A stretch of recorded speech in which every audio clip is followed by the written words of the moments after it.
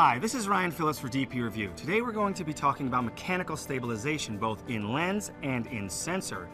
We're here in Los Angeles at the Fig House. It's a great new event space. It's also the home of Room 40 Catering.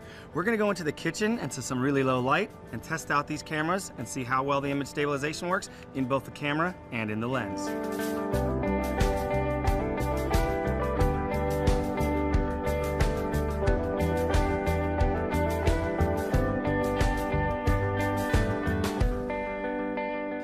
Mechanical image stabilization comes in two varieties, either by moving a lens element or moving the camera's sensor to compensate for the movement of the photographer as the shutter button is pressed.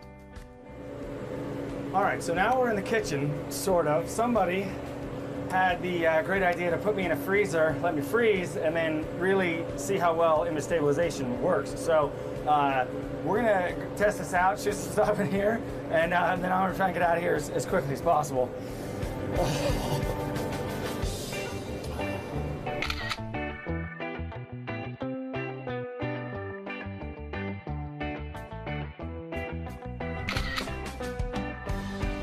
Image stabilization will not help you freeze a moving subject. That will require enough light to use a fast shutter speed. It will, however, let you shoot at slower speeds than you might normally get away with, often letting you leave the tripod at home. It's especially helpful when shooting with longer range telephoto lenses, which are the hardest to handhold. In-camera sensor shift stabilization has the advantage of offsetting handshake in every lens that is mounted to the camera. You can get the benefits of stabilization even when using older lenses or lightweight prime lenses that would become much bulkier and more complex with the addition of in-lens stabilization.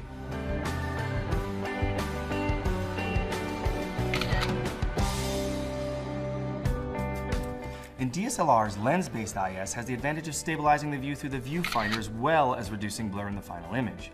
But if you intend to buy several lenses, it can end up being more expensive as stabilized lenses typically cost more than their non-stabilized equivalents. In theory, though, stabilization which is specific to a particular lens has the potential to be more effective than in-body stabilization systems.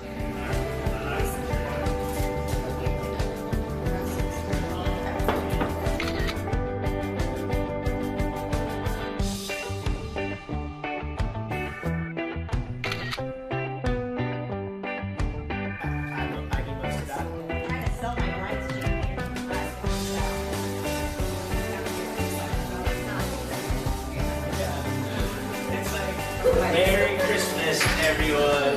Merry Christmas. All right, so we just wrapped up another great day of shooting here at the Fig House. We showed you two different cameras, one with in-lens stabilization and one with in-camera stabilization, and talked to you about the differences.